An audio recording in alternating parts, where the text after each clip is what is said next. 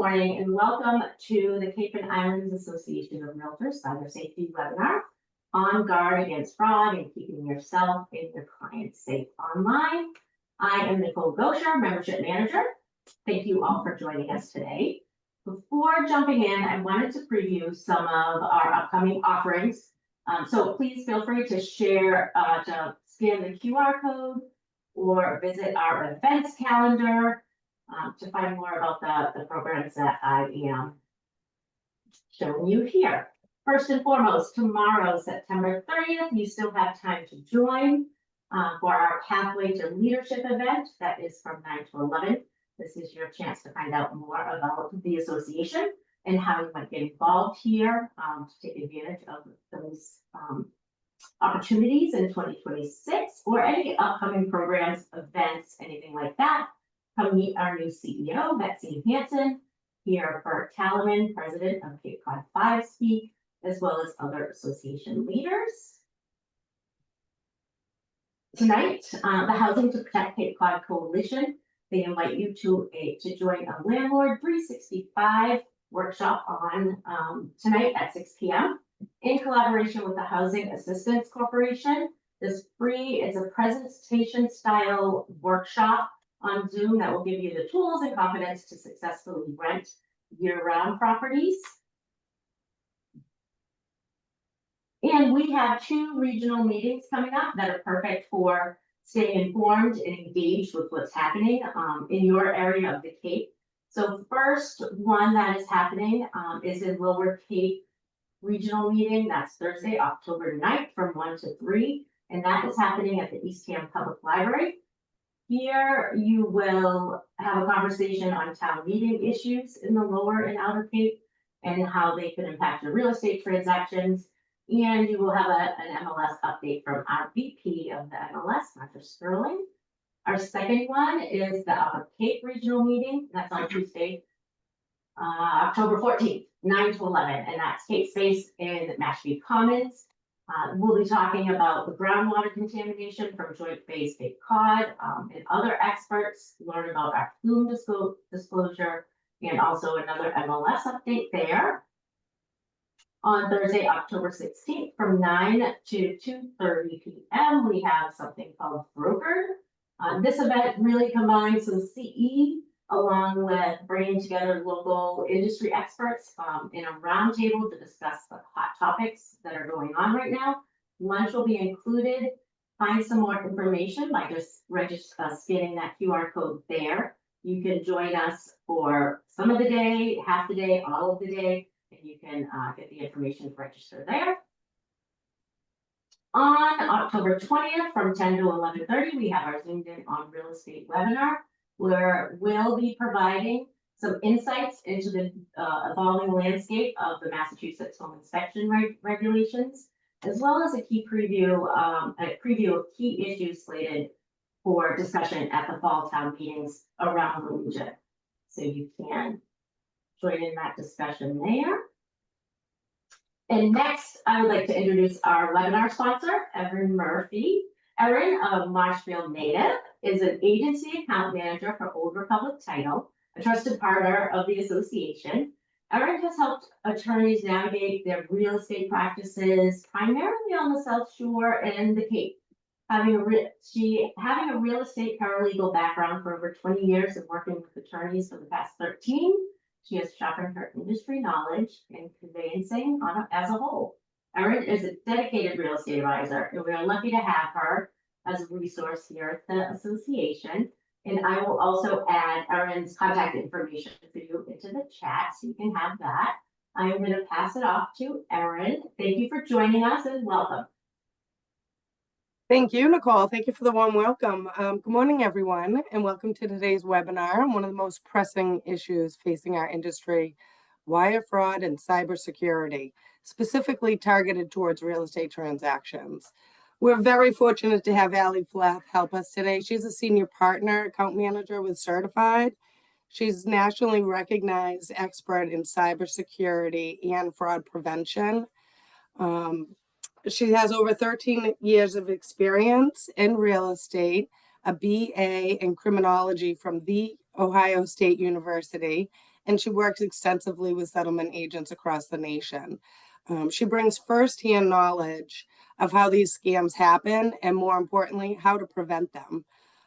So please join me in welcoming Allie, who will share the practical strategies, real-world examples, and best practices to keep our transactions secure going forward. Thank you so much, Erin, and thank you, Nicole. I'm going to share my screen. Hopefully that's working. All right, can everybody see my screen? Yes. Okay. Awesome. Lovely. Well, thank you again for the introduction, Erin, and thank you, Nicole, for having me today. Good morning, everybody, and it is my pleasure to come and talk to you today. I actually spent the better part of 11 years teaching and training real estate agents in the Arizona market. So to be back here in front of realtors again is truly, truly a pleasure. And like Erin said, I am senior partner account manager at Certified. All that really means is that I am in market with you all, with your settlement partners, with your underwriting partners, coaching, training, and elevating all of you to best manage and combat fraud every single day. So the topics we're going to cover today, we're just going to explore one of the fastest growing threats to you all, to your commissions, to your buyers, to your sellers, and that's wire fraud. Specifically, we'll look at how you all are being impacted, the risks you face and your clients face every single day as they're closing on a new home or selling a home, and then tips to prevent, respond, and recover when fraud attempts happen. So by the time we wrap up today, my goal is to get you to a place where you're more confident on how to protect your clients, how to protect your business, your emails, and your reputation from the growing threat in our industry. So we're going to talk a little bit about those threat trends today. We're going to talk about your exposure, your legal risk as well, where your business liability sits as we stand today. We're also going to talk a little bit about the fraud vectors and the red flags of things that you can look out for while you're moving through a transaction. What's really happening out there. We're going to talk a little bit about prevention strategies, how to be proactive, how to partner with companies that also, use mitigation strategies and prevention strategies when it comes to fraud.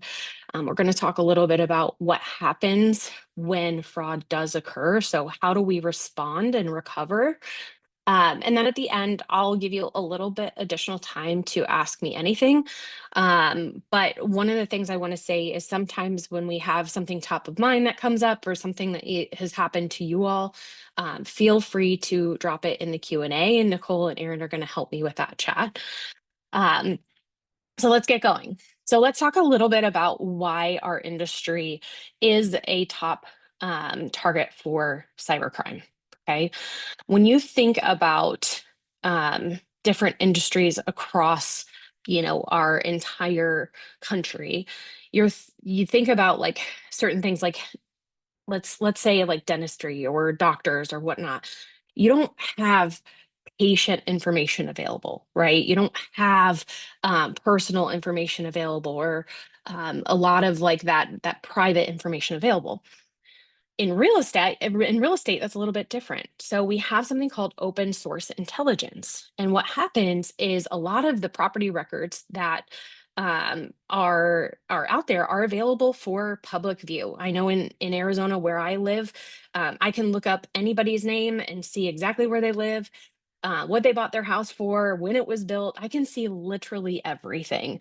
And that's just on the county records. When I want to look at maybe previous photos of a property or a listing, I can go to Zillow or Redfin or all of those wonderful public places for open source intelligence. So essentially, data is readily and easily available.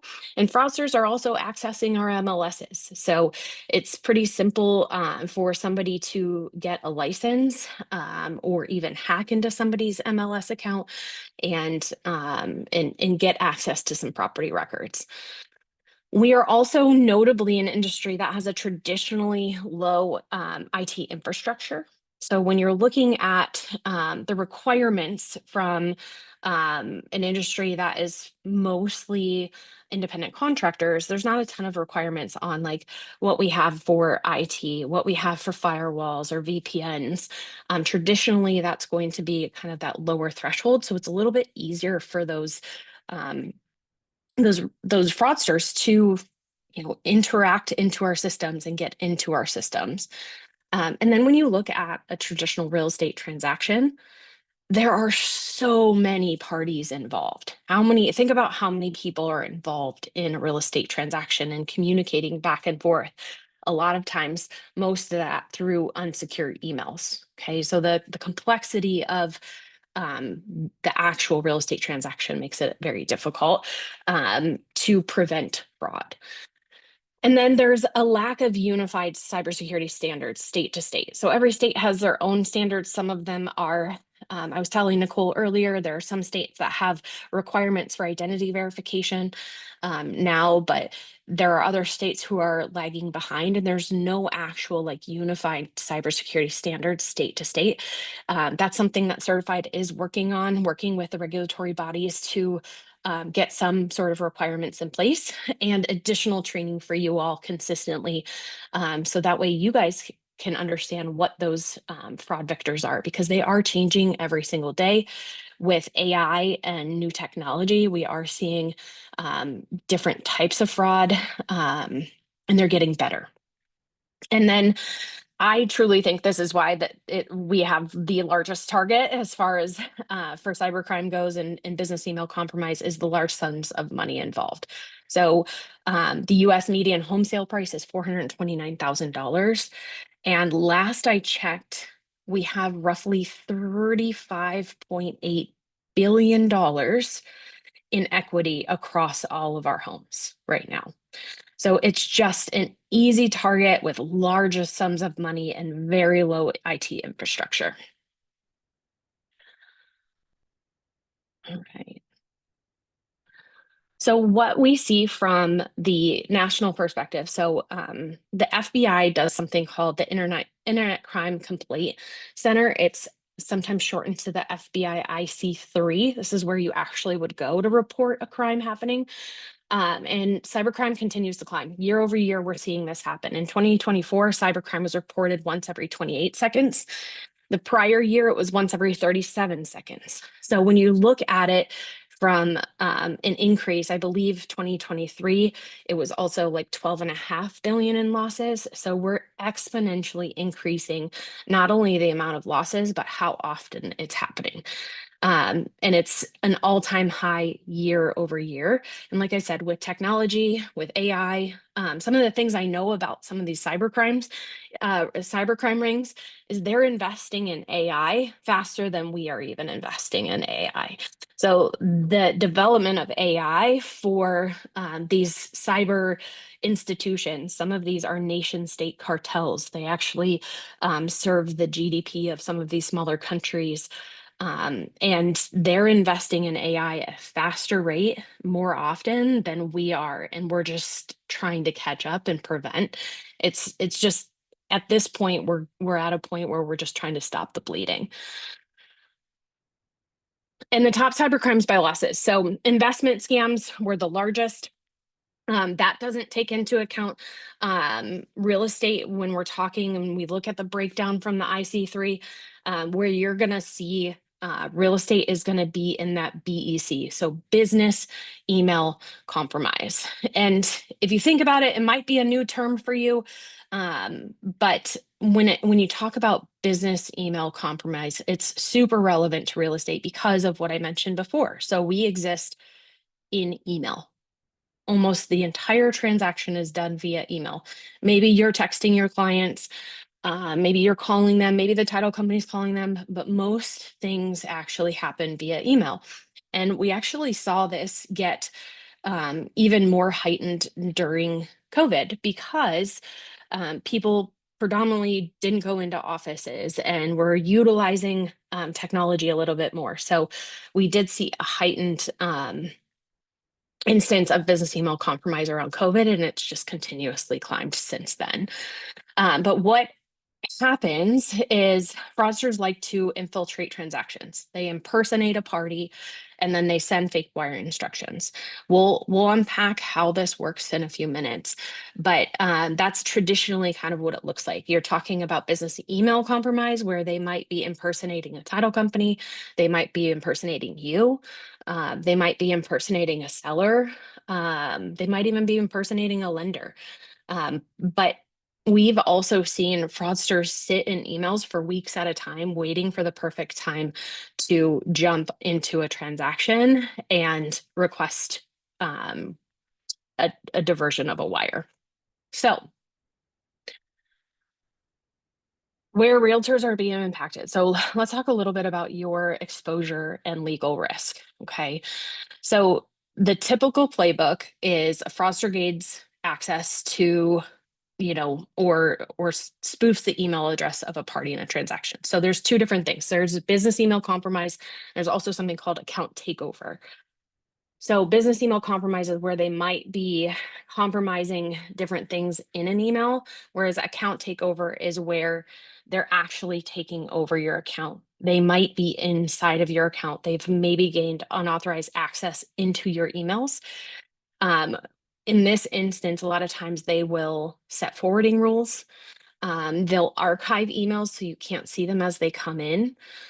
They're controlling a lot of the movement of the conversation between the agent, the title company, the escrow company, the buyer, the seller. And we've even seen where they're actually spoofing multiple parties in a transaction. I vividly remember a fraud coming in a few months ago where the buyer was a real estate agent, he's an investor, and the seller and the title company were both being spoofed by a fraudster. And in that case, he was like, everything seemed legitimate and checked out. So they can all look very different when it comes to how the fraudsters gain access. It could be through a phishing email, or you clicked an unsubscribe link. Any of those things allow fraudsters to gain access to your email. And it's also easy to source passwords on the dark web as well.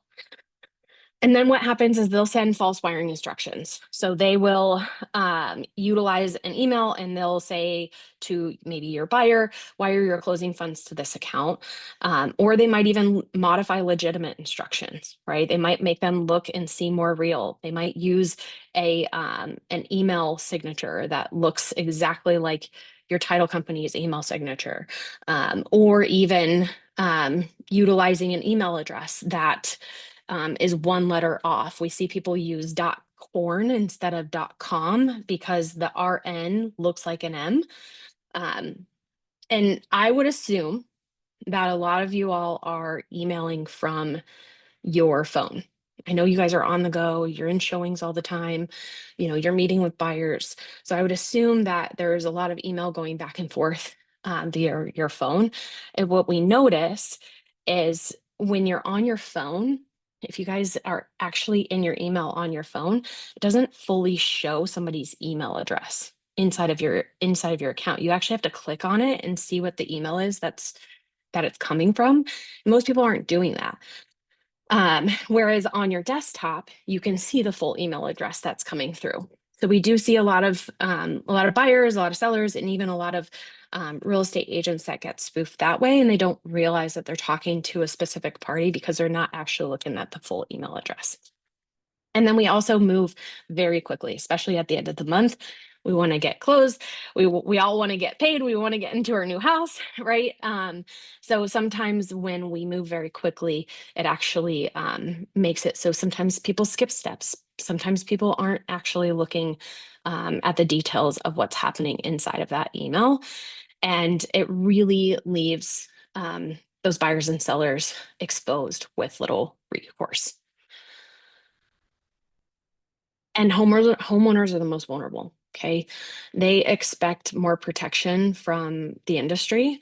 And the way that we know that is we actually, every single year, we do something called the State of Wire Fraud Report, where we are actually not just talking to title companies, but we're also polling consumers. Okay. This last year's poll was about 1,500 consumers. And we asked them, who first told you about the risk of wire fraud? Their answers were below. So they learned about it themselves. Real estate agent, title company, attorney, lender, right? I think my biggest concern on this slide is that 47% learned about it themselves. Because my biggest question is, what did they learn? Where did they learn it from? Was it specific to real estate? Was it how to prevent it? Was it just to scare them? There's a lot of things that we need to have a little bit more control of in the transaction. And learning about wire fraud themselves is super scary because you just don't know exactly what they're learning, and understanding about the risk that they now have. What they do believe is all business providers are responsible for security. So when we ask them who they thought should be responsible for protecting them from real estate wire fraud, they think across the board. Okay. Bank, title company, attorney, real estate agent, law enforcement, other. What this tells me, based on what I know of the whole industry, what this tells me is they don't actually a lot of times understand who does what in a transaction, who is actually controlling the money in transaction, who's dispersing their funds, who's collecting their funds, right? So we want to make sure that we have that communication very quickly early on in a transaction. It needs to start with the real estate agent the first time you guys are talking to them. One thing I will tell you is we cannot choose, you cannot choose, nobody can choose when a fraudster enters into a transaction. Sometimes we see it happening before the transaction starts. Sometimes it's a weekend, sometimes it's right before closing. So we have to have these conversations early and often. I think, in school, they always say you have to hear something 7 times before you soak it in, right? So I just want to, reiterate that hearing it from you, seeing it in an email, seeing it in a text message or seeing it in a video. There's a lot of resources out there that you guys can leverage to share the risks of wire fraud, but being consistent in your messaging is really important. All right, so let's talk a little bit about who's responsible. I know there's a lot of conversations in this space right now, and it can be pretty scary. What I do know is looking at it from a national perspective, we're all responsible. When I look at it from who's involved in a transaction, I say that the responsibility lies on every single person. We do our due diligence to get information out to the public, but we truly believe this is a shared responsibility across everybody in a transaction. Okay. So I want to talk a little bit about Bain versus Platinum Realty. So a real estate buyer received email, appeared to be from the listing broker, but it was actually fraudulent wire instructions for a property closing. One, likely the biggest red flag here is your wire instructions likely aren't going to be coming from a listing broker, right? They usually come from that title company or escrow company, maybe the attorney, right? So the email contained those fraudulent wire instructions, and the buyer followed those wire instructions and lost $196,000. Okay. The criminal had infiltrated that email exchange, created lookalike accounts, and used them to send those false wire instructions. That's a little bit about the background, right? The buyer actually sued the agent and a realty company, Platinum Realty, under the claims, including negligent misrepresentation. So also they asserted negligence and breach of fiduciary duty.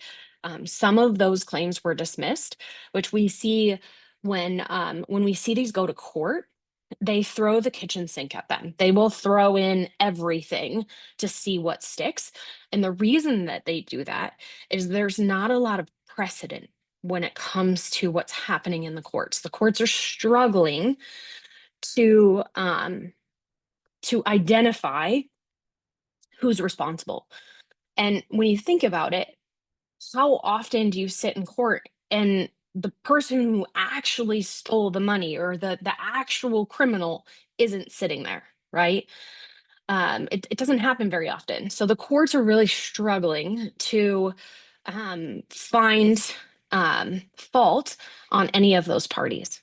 Okay, but the jury ultimately found for the plaintiff on the negligent misrepresentation claim. Kansas federal courts upheld the jury verdict and determined that the real estate licensee was 85% responsible for the buyer's losses, which occurred when the buyer transferred purchase money to a fake account after licensee's alleged forward email contained fake wire instructions to the buyer. The judgment was $167,129. I want to stop there and ask you today, if you had a judgment of $167,000, how would that affect your life? Okay. I say that kind of to scare you, but mostly to have you guys slow down and think about this. Think about how many times you forwarded an email without checking who the email's coming from. How many times have you maybe just, responded to something without checking who you're responding to? Okay. How many times have you maybe skipped on talking about wire instructions? Okay. But I will say this, each different different areas, different states are handling this a little bit different, and precedent is happening. It's just happening a little bit different in different jurisdictions. So this is one where they did hold the real estate licensee accountable. When we look to a different case, Ford versus Ritter. So Ford was the buyer, wired $225,000, a little over $225,000 to a fraudster after receiving spoofed email. His real estate agent, who's Ritter, forwarded the title company's emails, which already contained a large wire fraud warning. Ford sued Ritter for negligent misrepresentation, breach of fiduciary duty, and breach of contract. That's kind of that kitchen sink that I was talking to you about. Like, they're going to throw everything to see what sticks because there's not a lot of precedent right now. Okay. The court held that Ritter didn't owe Ford a separate duty to warn about wire fraud. And I bring this up because this is kind of forming that there might be more duty to the title company than there is to the real estate agent. But and the reason is that title company's role was more directly tied to the loss than Ritter's, right? And imposing such a duty would create a unique burden on real estate agents outside of their licensure scope. But what I will say is that's today, right? What I do know of the industry is likely the prevention of wire fraud is going to be inside of your licensure scope, likely within the next few years. There are a lot of states who are requiring notices of wire fraud. They are doing training, they're doing CEs like this. So likely when you look at the industry as a whole and where we're moving, you're likely looking at preventing wire fraud to be inside of your licensure scope in the future. So in conclusion, unlike Bain and Platinum Realty, where the agent was found 85% at fault, Maryland declined to extend the liability. Okay, agents are safer when they don't vouch for wiring details and when robust title warnings are in place. What I would say to you is if you have wire instructions in your email for some reason, do not touch them. Call the title company. Make sure, one, they're legitimate, but two, ask them to send them directly. Okay. Do we have any questions, Nicole? We okay? We're okay right now. All right.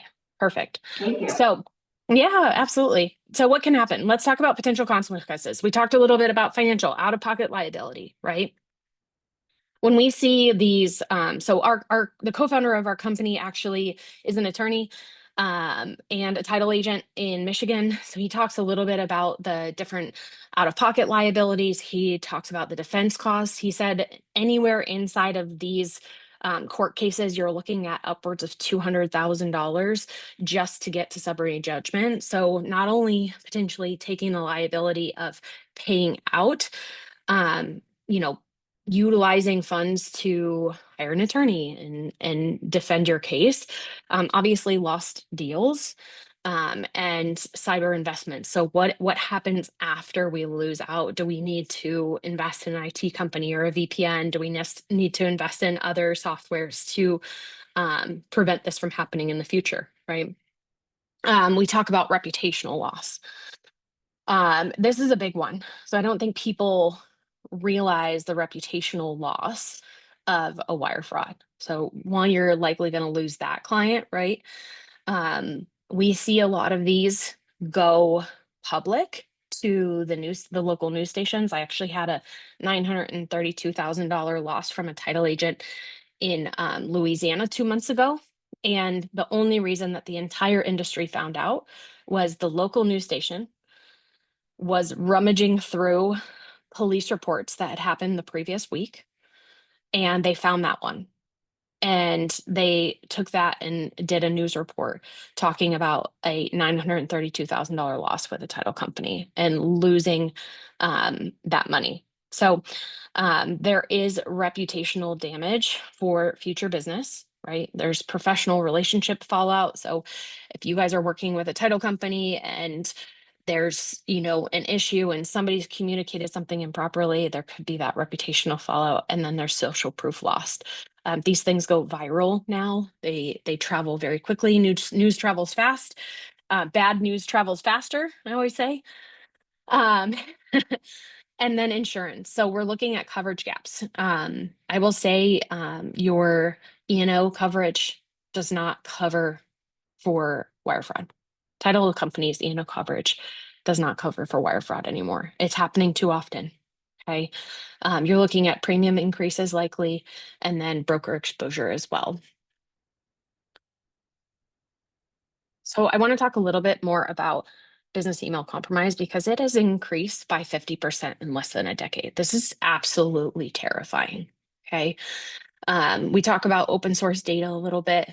Social engineering. Social engineering is where they're like, they might know some information about you. They might know some information about your seller or your buyer, and they're going to utilize that information to to help communicate with you in a transaction, right? They might have access to your social media and see how you talk, and they might mimic how you talk back to them, right?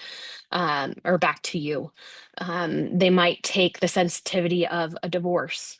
The things that they can find out just through social engineering is absolutely insane. And then, like I said, the investment in AI, they're doing this at warp speed, and you all are in the middle of that. Okay. Account takeover, then they send that attack email, and you have that funds transfer happen.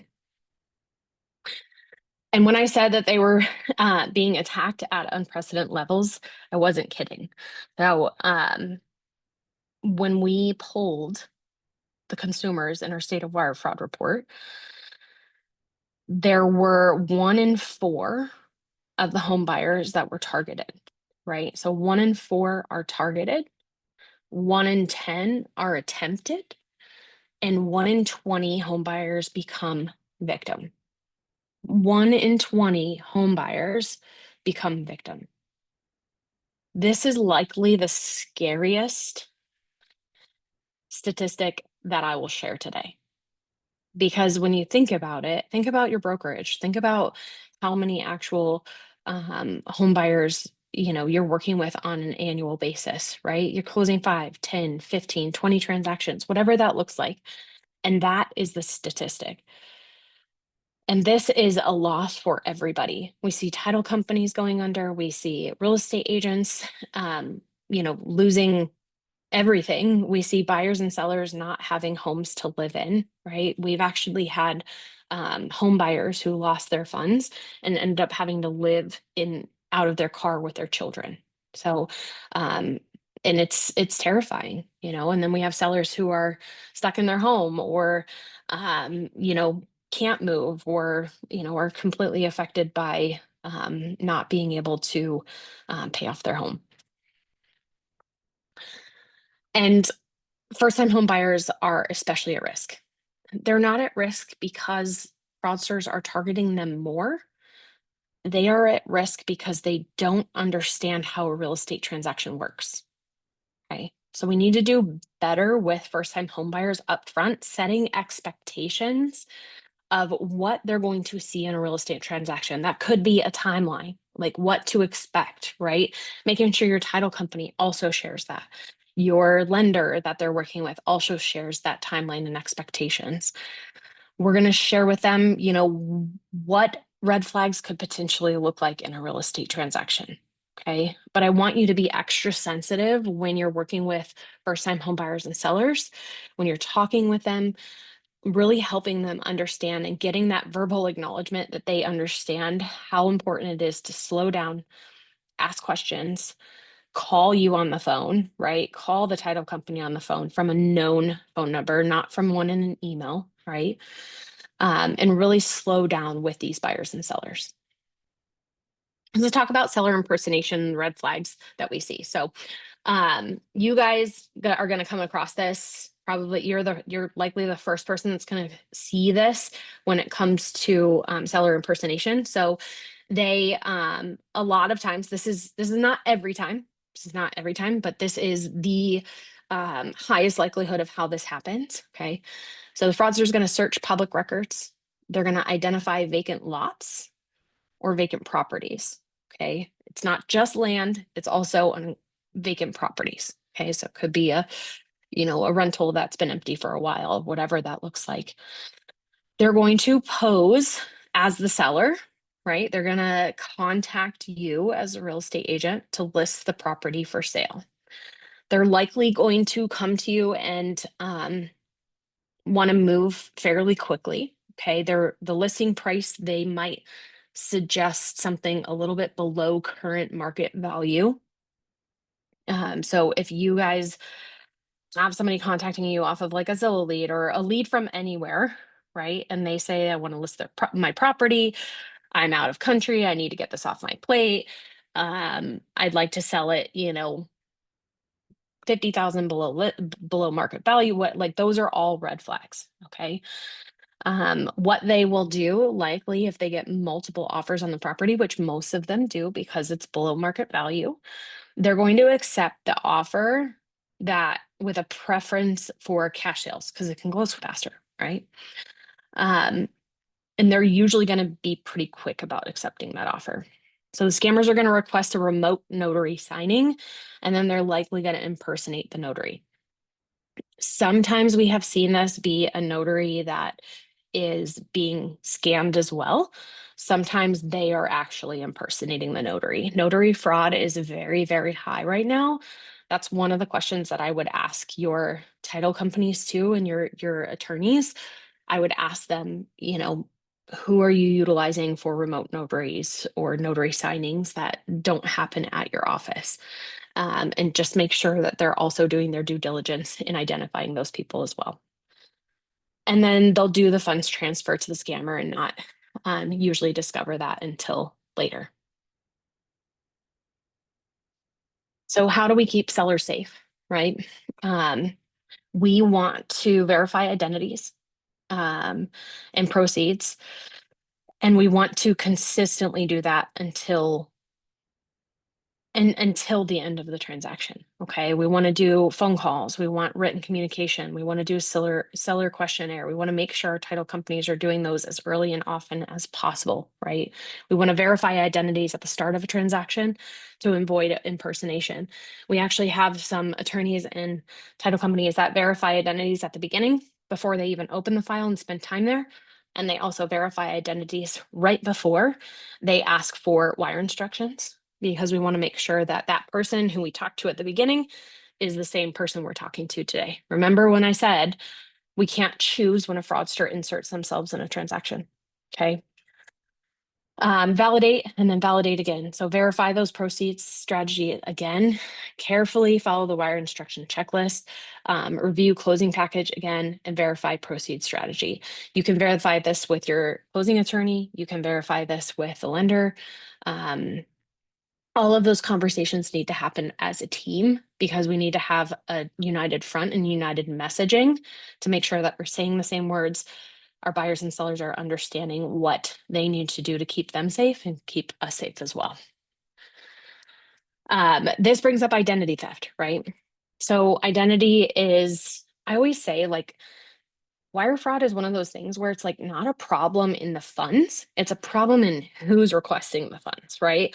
When you talk about buyers and sellers and payoffs and all of those things, it's a problem of identity. It's not a problem of the money or how the money is moving. It's just who's on the other end, right?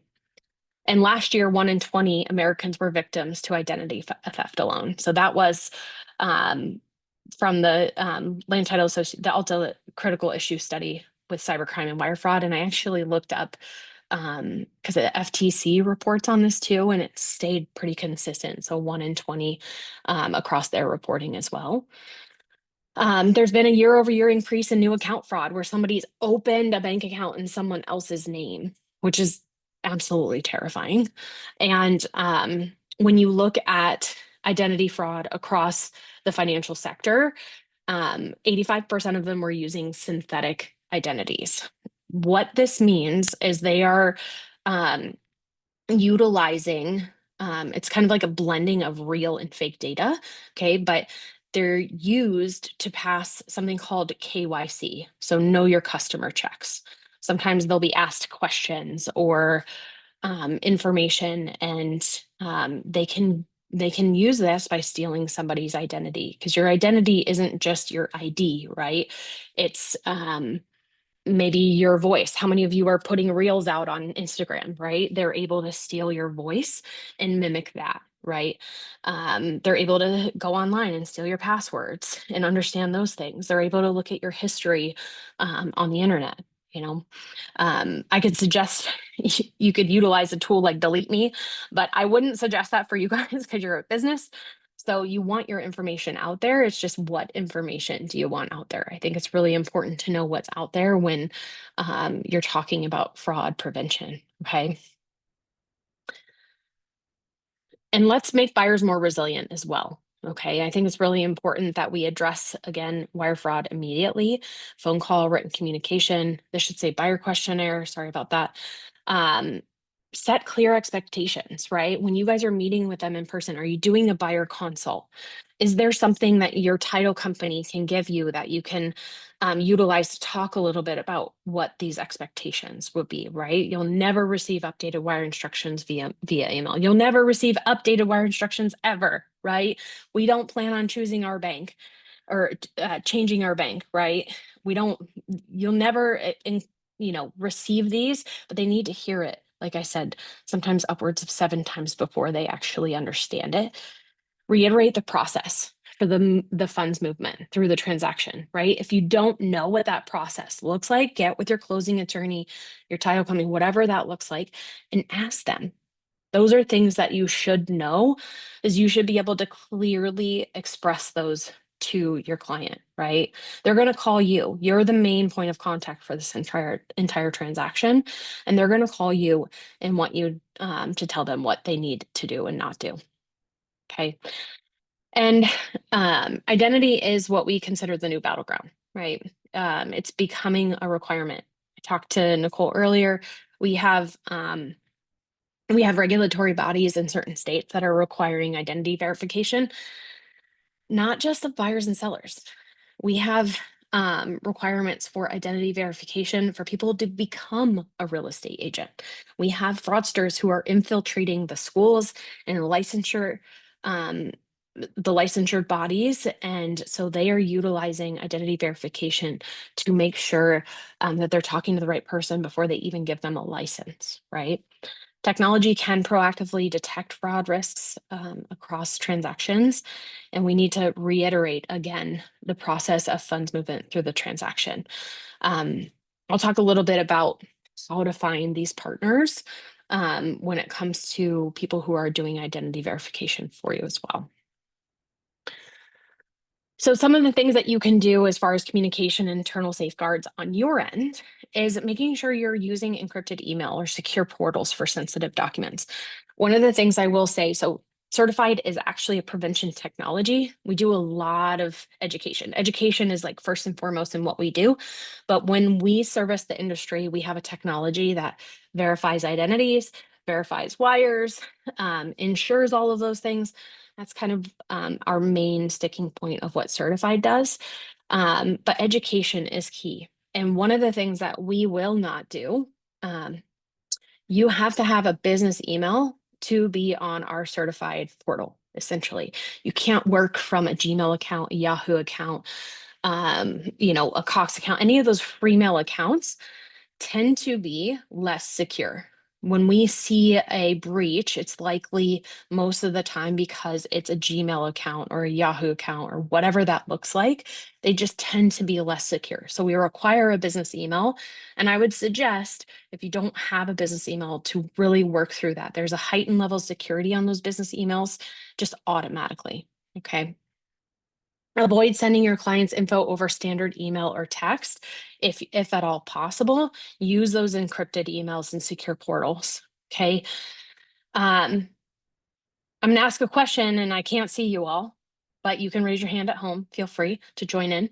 But how many of you have worked from a coffee shop, right? Maybe you're at a mastermind with other real estate agents, right? And you're utilizing the public Wi-Fi for work without a secure VPN. It is so simple for people to breach your computers and your emails from those public Wi-Fis and those networks. Okay, so I suggest use your phone, use a hotspot on your phone if you can, instead of those public Wi-Fi accounts. Okay. And then internal safeguards. Ask your brokerage. Do you guys have company security policies and procedures? Do you guys have ongoing fraud and security training? If not, reach out to me. I'd love to come and speak directly to everybody at your brokerage, and to teach you all, a little bit more about how to ensure that not only you guys are safe, but your buyers and sellers are safe. Okay. And then we want to protect our devices with consistently different passwords. Okay. No passwords, no password 123. No reusing a password across all the different logins. We want to do multi-factor authentication. We want to do consistent software updates. And I want to suggest to you to do multi-factor authentication or two-factor authentication across all of your logins. Okay, that's not just your email. You're talking about your social medias, right? Your MLSs if they have that, which they likely do now. But you want to protect your devices as much as protecting all of your accounts too. We as certified recommend password managers.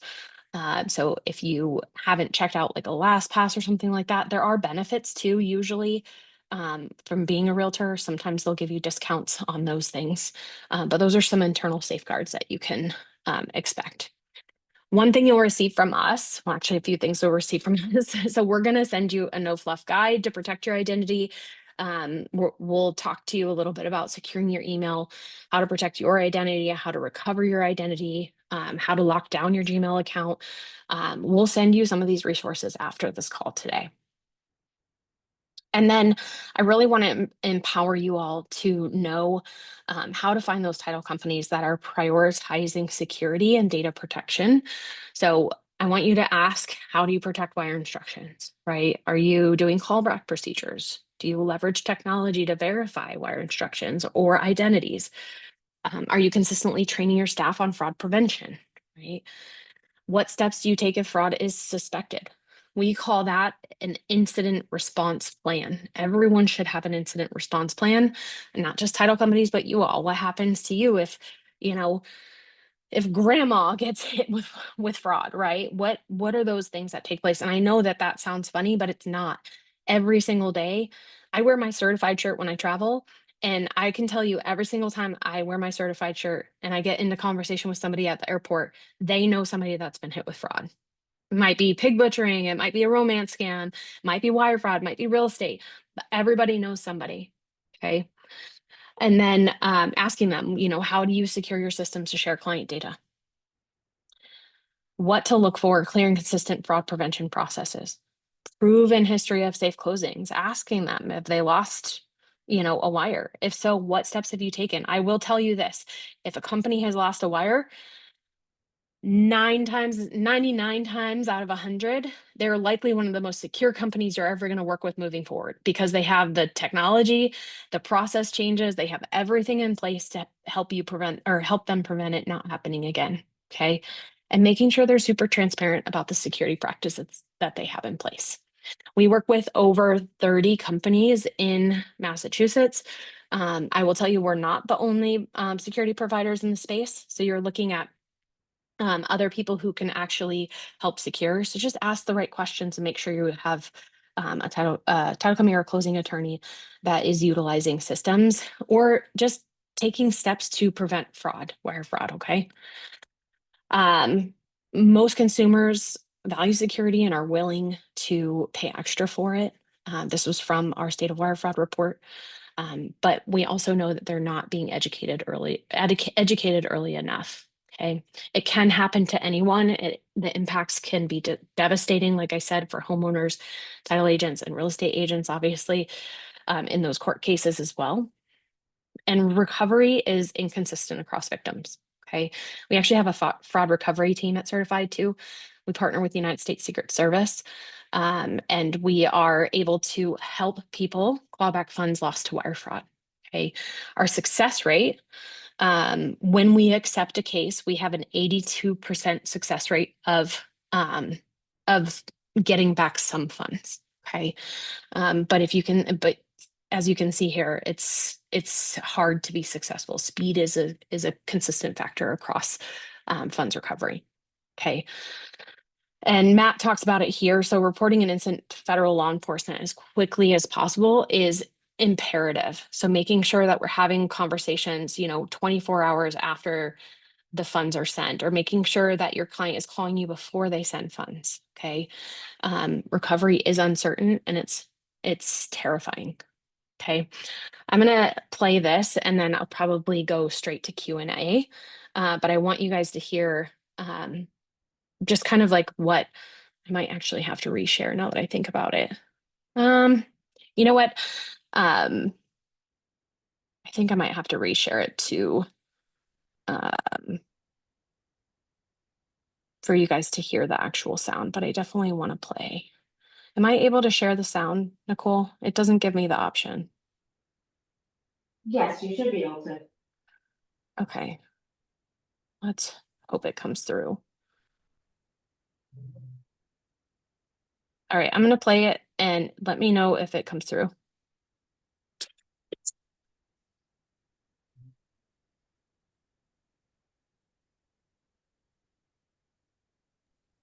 No, Not hearing anything, Allie. no.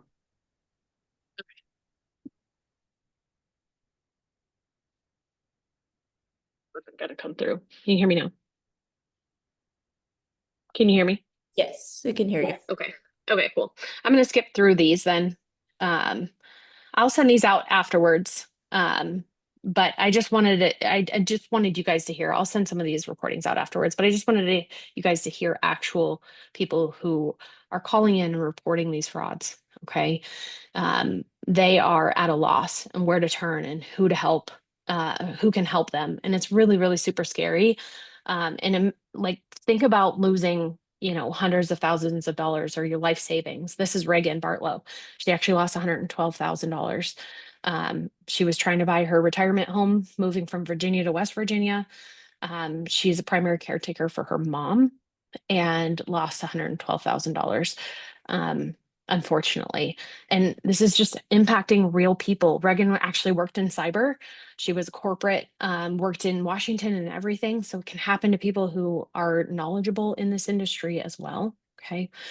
And what I will say is when you meet some of these victims, the impact has ripples, right? You're not just talking about the home buyers and sellers. If the title company is at risk or if the real estate agent is at risk, you're talking about families as well that layer in, right? Not just the person who lost the money, but the companies and the people employed there. When you talk to these victims, it's a ripple effect for years and years. Okay. And we're seeing these attacks being scaled. So APIs are available to scale property records, right? AI and machine learning is analyzing data rapidly. And then generative AI is making these attacks even more scary. Okay. Protection requires a layered approach. So like I said before, we suggest educate key internal and external audiences, making sure you have procedures in place and everybody knows your procedures, right? Standard operating procedures of you at your brokerage. If you have the ability to leverage technology, even if it's just to verify identities, that would be huge. And then having an incident response plan. I have one for my family. I talk to my in-laws about certain things. All the elderly people in my family all know. We actually have a family password because people are spoofing and stealing money from people, acting like they have my daughter, they've kidnapped my daughter or whatever it is. So when I say incident response, I don't mean just business incident. I mean personal incidents as well. And then insurance. So do you have business insurance? Understanding where your risk is on the insurance side. If you don't have wire fraud coverage, or if you don't have risk coverage, understand that. And then whatever you don't have for insurance, we protect it via our standard operating procedures and making sure we're doing as much as we can on the front end to educate before we move through a transaction. Okay. And again, we offer party verification, digital payments, insurance. And I would suggest if you're working with a closing attorney, just ask them what they're utilizing as far as, technology and systems and tools and standard operating procedures. With that, I did create a link for our fraud recovery team. So this will take you directly to reportafraud.org. It's also a direct phone line to our team. I would say save this link, save it in your phone in the case that the worst happens, either, on a transaction and maybe a buyer follows a spoofed email, or even personally, right? The quicker that you can get to a team that knows what they're doing, the better. And you can also call me directly. My phone number is there. I take fraud recovery calls every single day. Not my favorite part of the job, I will say that. But it is a resource to not just the real estate industry. We actually help a lot of people. We have schools and restaurants and corporations that call us and help us with recovery. Okay. With that, I'm going to open up the floor to questions. I know we only have a couple minutes, but I just wanted to make sure that I had some questions. And like I said, I will send out those recordings after the call as well. If we have any Q&A, and I reminded everyone, but if you could get those resources over, Yep. Allie, that would be terrific.